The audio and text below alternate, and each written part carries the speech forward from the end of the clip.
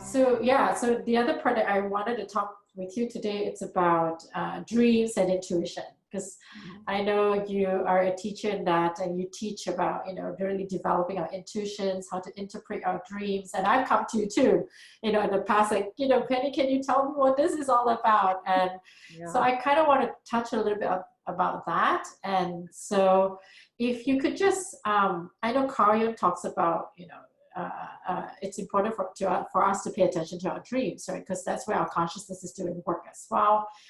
Right. And I would like for you to also explain in your own words, what dreams to you, and why is it important to pay attention to our dreams? Okay. I think the thing that I would start out saying is your dreams are 1/3 of your consciousness. If you are not paying attention to your dreams, then basically you are not paying attention to 1/3 of your life and what's happening and what are you doing with that. This whole reality that we're in, that, we can touch and smell and taste and feel, this is not the only reality system. And most people do not recognize that or don't know that. And that's okay. If you haven't gotten involved in any kind of deep research into consciousness, you wouldn't know that. But just let me plant that seed. This is only one of the realities that you inhabit. So when you have a consciousness, what you have is a matrix of frequencies that perceive the world and work that world in a very unique way. In this reality system, which is very physical and very 3D, there's certain options. The limits are determined by the kind of reality that you're in. If you're in a dream state, we call it a dream. You're simply in another dimensional reality. And that may have different rules, a different sense of timing, different kinds of things are possible, et cetera, et cetera. So we all go to sleep at night and we think in the morning, oh, it was just a dream. We do not realize that we were busy creating a reality over there in the same way that we come back here in the morning and start creating this one to maintain it. This is a reality system that if everybody left, it'd be over.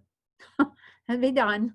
You have to have people interacting and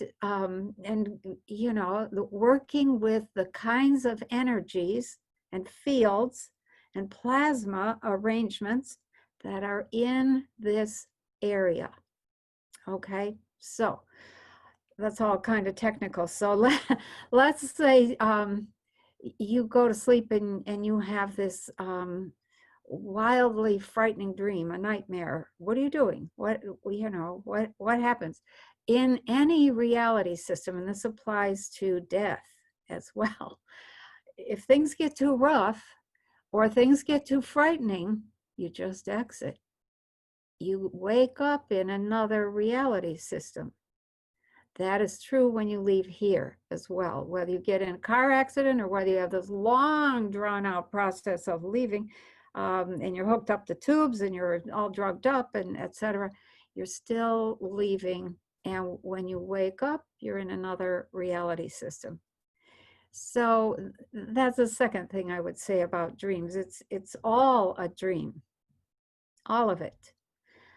Is this your favorite one? If not, you can go elsewhere. That's not permission to do suicide or anything like that either. But the task here, if you don't like it here, is to recreate it. That's the challenge. What are you going to do with that energy of change that you want to make happen? So, so now what I tell my students is, when you have a dream, and they have to learn to track their dreams for a period of time, just so that they can begin to understand the language of energy, because everything is energy and energy is consciousness. And so studying what's going on in that dream and what appears, what symbols, what kinds of activities, what kind of setting, what kind of feelings you were having in that reality. All of that is a message to you about what you're doing with your consciousness. So the fastest way to develop your consciousness is to study what are you doing in this reality here every day, looking at it from a critical point of view. And what are you doing in that dream reality? How is that? How are you creating over there? And you have different rules when you're in a different dimensional reality. So here people say, well, I can't see the future. I don't know that. That's not the case in a lot of those others. You not only do see the future and the past, you will see it regularly, and you will incorporate that information into the dream. So if you learn how to track your dreams, write them down, read them, and understand what they're saying to you, you can see exactly what you're doing here. You can see your future, and you can see your past and how you felt about that. And that is a sea change. It's a humongous shift in consciousness for an individual. And so I have students track their dreams exactly for that purpose, because it's like, oh, oh. And once you learn to use the language of energy, you can use it there because it bleeds through here. You make a change over there that's deliberate and on purpose, and it affects what happens here in this physical reality, because that is your consciousness flowing through everywhere. You're not typically a saint in one dimension and a sinner in the other. You're pretty consistent. So you're not an evolved advanced soul over here, and then you're a drunk and a street bum over there. That typically doesn't happen. You may run into, you may think you're a guru over here, and you may run into a street bum over there and have to deal with that. But typically you're going to reveal to yourself how much of a guru you really are when you run into that street bum. And so it's a very humbling, very insightful way of understanding the nature of reality. And that's where I think the whole business of dreams and intuition and consciousness is supposed to take us. Understanding the nature of reality, and therefore, what can you do with it? So, and that, then when you get to that point, what can I do with it? Now you're entertaining questions, or you're coming face to face with your own power. Do you have the power to say, no, I'm not doing that? Or, yeah, I'm doing that. I'm moving ahead. And do you understand the power of decision when you say no or yes? What happens in the reality? When you become fully integrated with yourself, you also begin to integrate with your house and your street and your entire country, etc.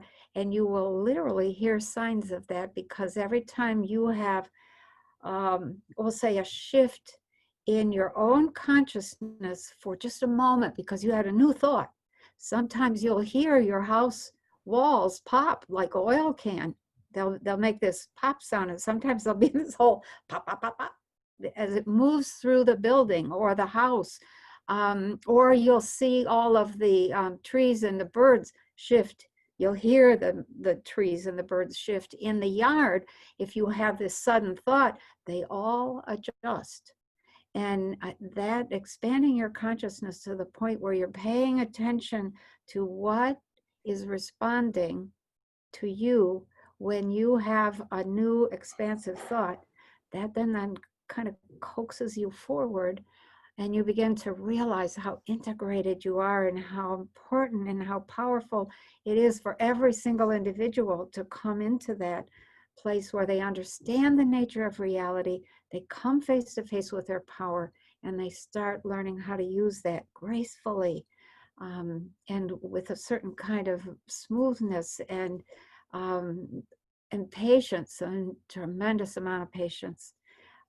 You begin to see that you're not just, this isn't your only lifetime. Yeah, you know, you've been leading to a certain place, and you don't make it in this lifetime, you're going to get there, but you know, you can accelerate where you are if you are paying attention to consciousness. So I'll stop there and give you a chance to take a mental breath. But thank you. You actually answered a few of the questions that I have. You know, how you mentioned how they're actually all consciousness, so it affects, like, you know, they're all related. Yes. And what's the reason it's important? Because then we get to really, you talk about decision and just knowing our own power. One thing I've started to pay attention to my dream, I think maybe the last 6 years, I have a journal too. I journal every day and kind of, you know, you've interpreted a couple of my dreams before. And one thing I've noticed too, as I started journaling more, I see progressions in my dreams. Like, you know, that's like, it's like a story, like there is a progression. Oh, that happened. And now, like, you know, this is the next, and this is the next, and this is the next. So it's really interesting. And now you just reminded it that, because it's just, again, it's consciousness, right? Yeah, it is. And you're adapting and you're changing every single minute, and we go forward and then we regress and then we push forward and then we get all scared and come back. And so it's back and forth. And if you can just allow yourself to say, yeah, right, today I'm feeling scared, or I'm feeling insecure, or I'm feeling, I don't know where this is going. Let yourself be in that for that day. Say, okay, I'm just going to immerse myself. I'm going to wallow in what I'm feeling for the moment. And when you allow it, it passes, and then you move ahead twice as fast.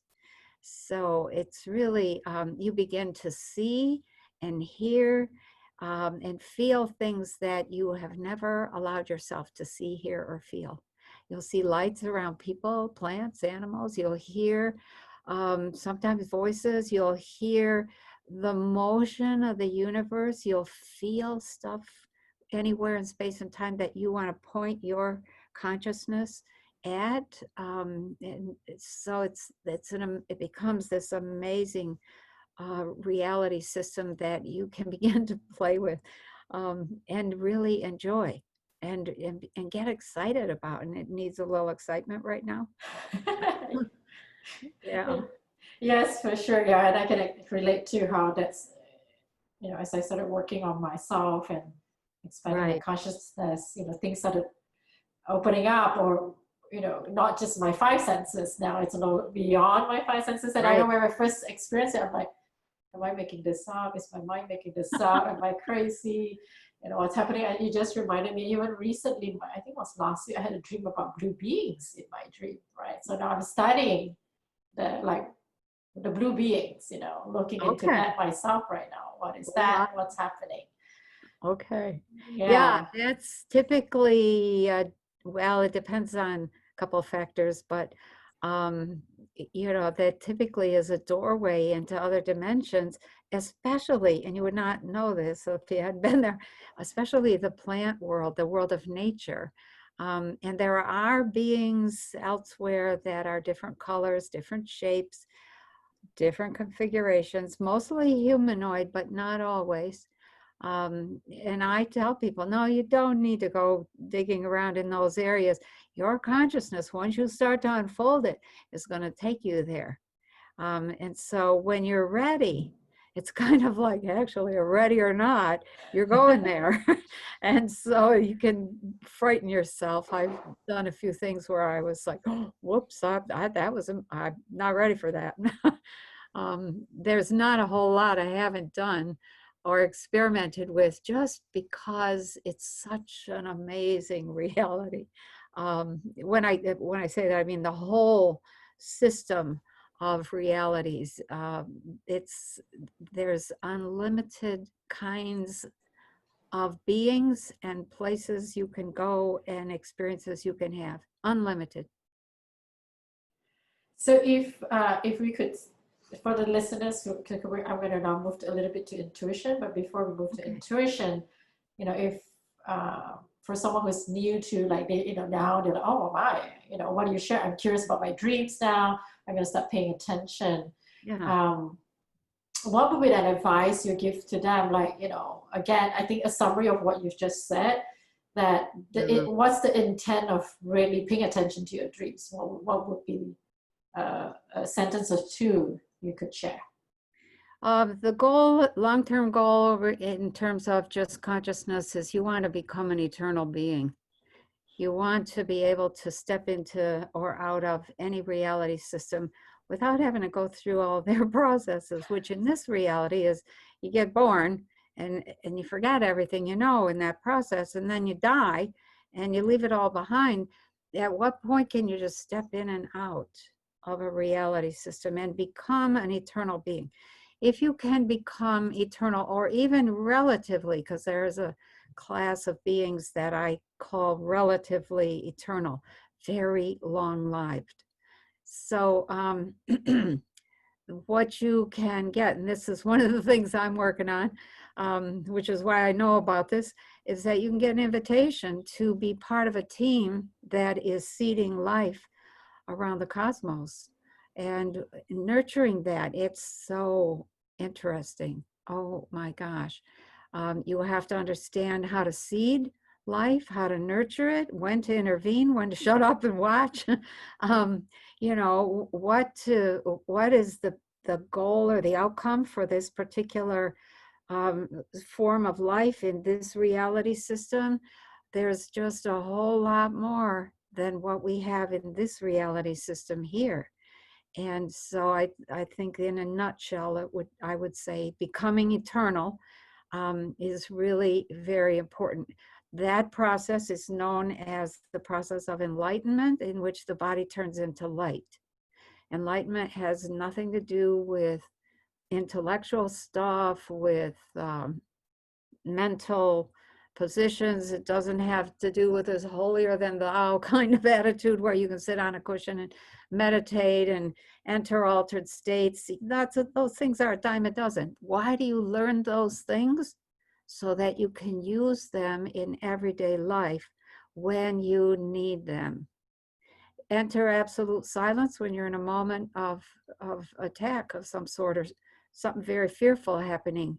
To be able to become utterly silent and still, the whole thing just moves right through you and keeps on going.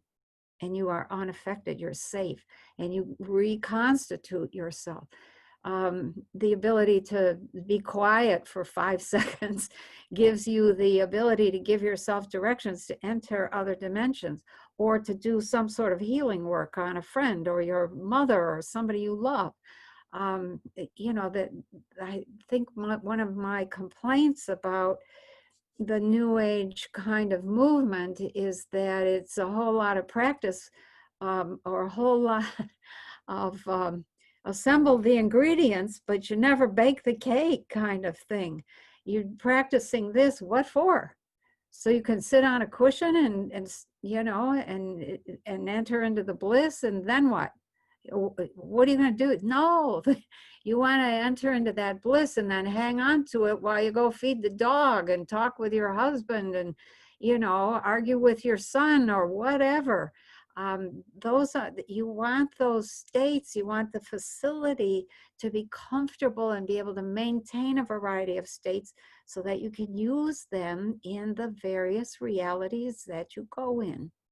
The idea that we're going to ascend, a lot of people will say, I'm going to transition. I'm like, oh, when are you planning to die? That whole business of ascending, it's like, okay, yeah, we actually do ascend. We can ascend, but if you are having to, I mean, that's, how do I say, hardly anybody's ready for that. And they have not made arrangements for who's going to feed the cat and pay their mortgage while they're, you know, after they've ascended. So there's the whole unrealistic lot of talk about various planes and dimensions and creatures and beings and angels and what have you, and gonna ascend out of here because I'm above this, and that just is not at all what it's really about. It's like, okay, well, I'll see you later, next lifetime maybe, good luck. Because really those people aren't going anywhere except they're going to die and get out of the body and say, I screwed up my chance. I had a chance to really take a hand in creating, shaping, in, you know, in transforming people and systems And what I do, I left. I ascended. Like, I'm above this. Well, yeah, you sure are. So what good are you at that point? And I don't mean to be facetious. There are beings who are very much more advanced than we are, and they will get involved and they will teach you. But as long as you are in a three-dimensional system, this is where the practice is. This is where the magic should happen. This is where the application is to be utilized, and you do not get invited to go anywhere else or be part of any other system until you have learned how to operate in this one in power, with compassion, with a long point of view. Is this good? Is this good for my son? Is that good for my grandson? What about my great-granddaughter? On and on. And is this good for the birds? Is this good for Mother Nature? What's the long-term result or outcome for that? You have to take the whole system into account. You don't just say, I'm above all that. That's an excuse. It's a cop-out. So it's really, you know, I get pretty fierce with some of my students. It's like, no, come back here, get back to work on Earth. This is an amazing place. Amazing. And the things you can learn to do here, they will scare you. They will they will teach you. Most people are afraid of their own power. You have to get comfortable with that. And you have to learn to trust your love. Once you know that you love and what real love is, and you start to trust that, then you begin to really move into a place where the whole reality becomes this celebration, and you're ready for whatever it brings, because you're ready to create, you're ready to take a hand, you're ready to shut up and step back. If it's not for you to do, you're ready to be supportive of yourself and others. It's an amazing place.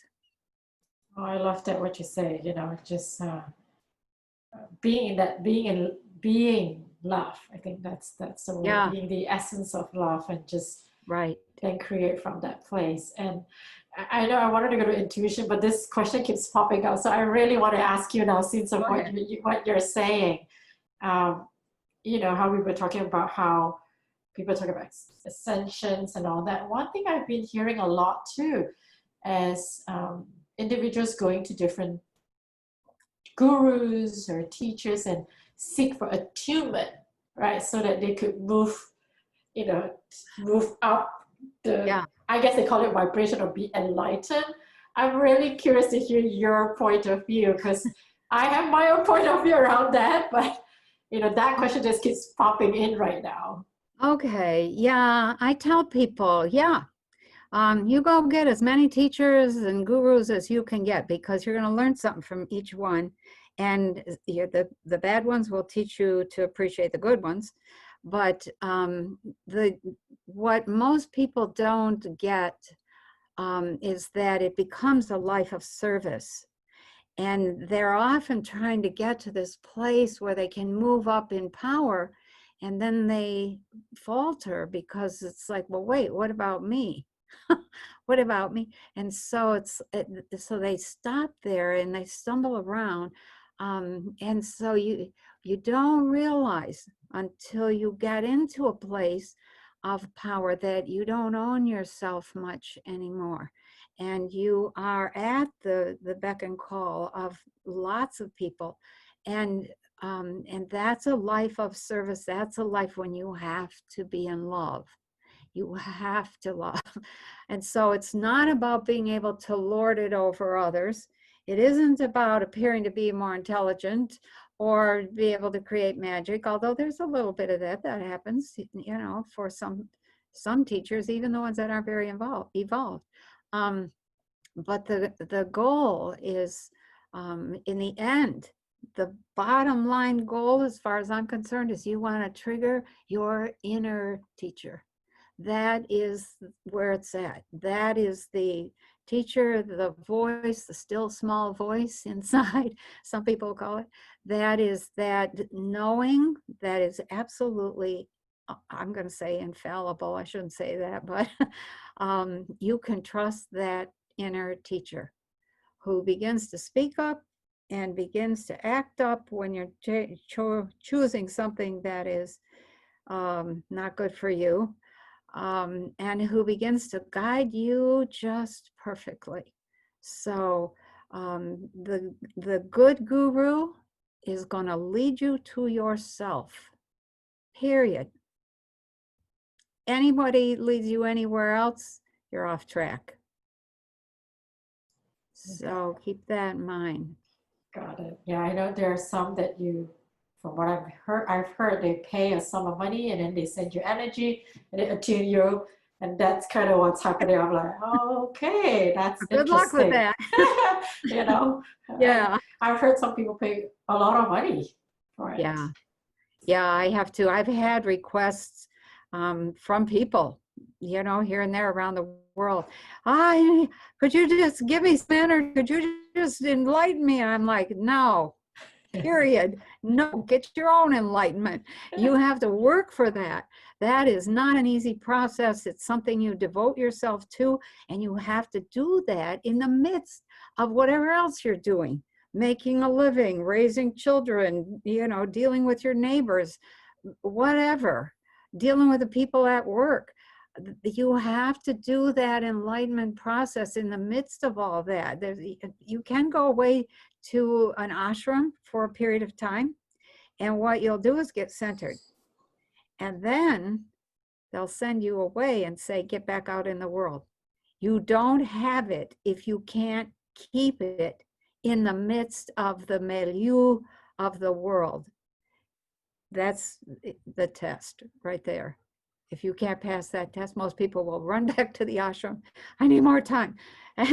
Or they end up in a basket case, and then they finally come to this place of utter peace. And it's usually a peace that is starts out with a little bit of belligerence. It's like, well, damn it, I'm just doing this, and just do that. I tell the students, just do that. Just stick with that. And that belligerence becomes this place of acquiescence. And the acquiescence, they might think is to the world, but it's really acquiescence to the energy, to that greater wisdom, to that Godhead. And then from that place, they're observing and they're saying, wow, this is really peaceful here. You know, I think I'm just going to stay here. And then it unfolds from there, and you're kind of on your way. There's some things I could share if we had more time. Because my own story was, you know, I made all the mistakes you can make. And I got to the place where I realized, oh, okay, that's what this is. It's this. It's, oh my gosh, you know, and that's probably sounds vague, but yeah, it's a process. Get out there in the world and use it, maintain it, learn to keep it. People will say, I can't be around him, he's too negative, or I can't be around her, she's this or she's that. And I'm like, oh, you have a long way to go. So if other people are still controlling your mood, your feeling, your attitude, you don't even have one foot on the guru stair or the enlightenment path, etc. So I like that. That's a good barometer.